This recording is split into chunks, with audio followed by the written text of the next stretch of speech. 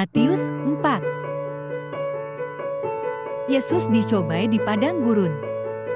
Ayat pertama, lalu Yesus dibawa oleh Roh ke padang gurun untuk dicobai iblis. Ayat kedua, setelah berpuasa 40 hari dan 40 malam, akhirnya laparlah Yesus. Ayat ketiga, lalu datanglah si penggoda dan berkata kepadanya, "Karena engkau anak Allah, perintahkanlah supaya batu-batu ini menjadi roti." Ayat keempat, tetapi Yesus menjawab, "Ada tertulis, manusia hidup bukan dari roti saja, tetapi dari setiap firman yang keluar dari mulut Allah."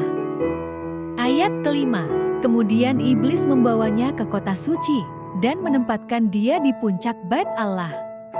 Ayat keenam, lalu berkata kepadanya, "Jika engkau anak Allah, jatuhkanlah dirimu ke bawah, sebab ada tertulis, mengenai engkau, Ia akan memerintahkan malaikat-malaikatnya, dan mereka akan menerima engkau di atas tangannya, supaya kakimu jangan terantuk pada batu."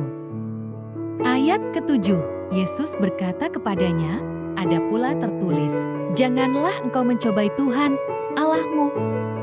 Ayat kedelapan, setelah itu iblis membawanya ke atas gunung yang sangat tinggi dan memperlihatkan kepadanya semua kerajaan dunia dengan kemegahannya.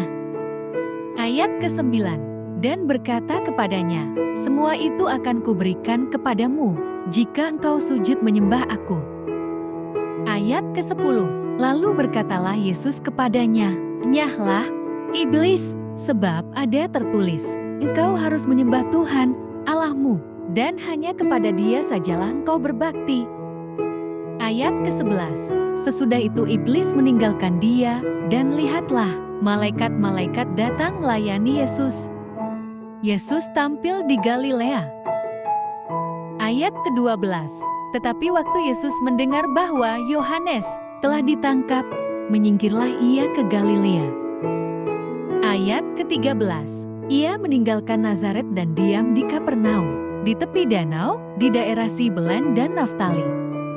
Ayat ke-14, supaya digenapi firman yang disampaikan oleh Nabi Yesaya. Ayat 15, tanah Zebulon dan tanah Naftali, jalan ke laut, daerah seberang sungai Yordan, Galilea, wilayah bangsa-bangsa lain. Ayat 16, bangsa yang diam dalam kegelapan telah melihat terang yang besar, dan bagi mereka yang diam di negeri yang dinaungi maut telah terbit terang. Ayat ke-17, sejak itu Yesus mulai memberitakan, "Bertobatlah, sebab kerajaan surga sudah dekat." Ayat 18, ketika Yesus sedang berjalan menyusur danau Galilea, ia melihat dua orang bersaudara, yaitu Simon, yang disebut Petrus, dan Andreas, saudaranya. Mereka sedang menebarkan jala di danau, sebab mereka penjala ikan. Ayat 19, Yesus berkata kepada mereka, "Mari, ikutlah aku dan kamu akan kujadikan penjala manusia." Ayat 20, mereka pun segera meninggalkan jalannya dan mengikuti dia. Ayat 21, setelah Yesus pergi dari sana, dilihatnya dua orang bersaudara yang lain lagi, yaitu Yakobus anak Zebedeus dan Yohanes saudaranya, bersama ayah mereka, Zebedeus, sedang membereskan jala di dalam perahu. Yesus memanggil mereka. Ayat 22, dan mereka segera meninggalkan perahu serta ayahnya, lalu mengikuti dia. Yesus mengajar dan menyembuhkan banyak orang. Ayat 23, Yesus pun berkeliling di seluruh Galilea.